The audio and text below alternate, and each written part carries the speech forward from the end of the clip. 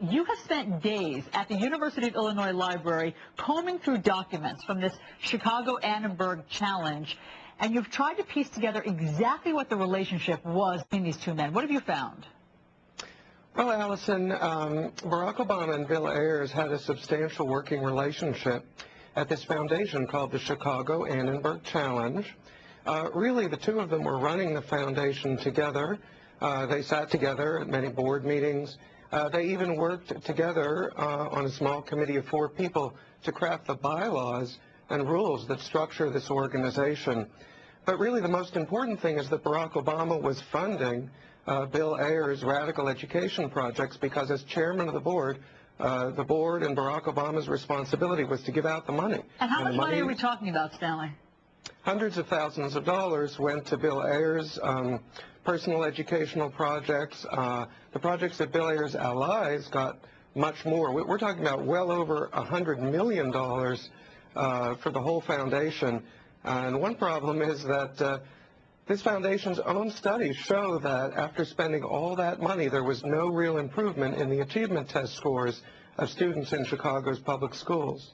The statement from the Obama campaign reads as such, quote, Barack Obama and Ayers had occasional contact during Obama's 6 years of service on the bipartisan board. They did not work closely together and to exchange and develop policy ideas. In fact, as these records show, Ayers attended a total of 6 meetings of the board during the 6 years of Obama's board service. Stanley Kurtz, your reaction to that statement? Well, Dave, there are a lot of problems with that statement. For one thing, they're only talking about Ayers' presence at board meetings, but Obama was present at meetings of something called the Collaborative, which is run by Ayers. And then, as I mentioned, they were both on a committee that crafted the bylaws that created the foundation itself. You've got to have more than occasional contact to do that.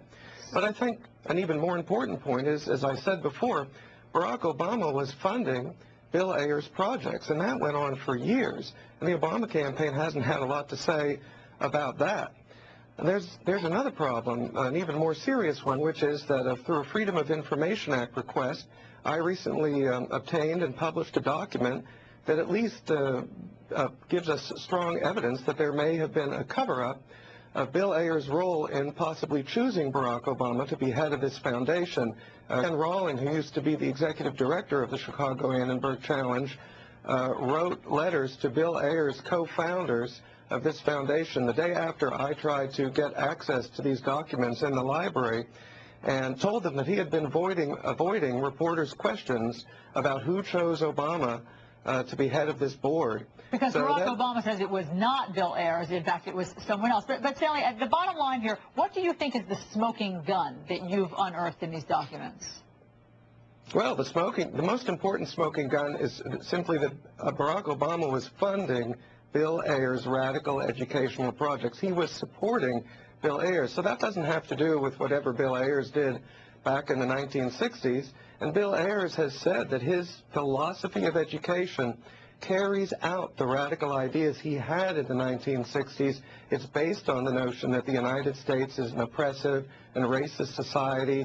It encourages students to resist that. Ayers had a school called the Peace School, where the holidays celebrated there weren't American holidays, they were United Nations-based holidays.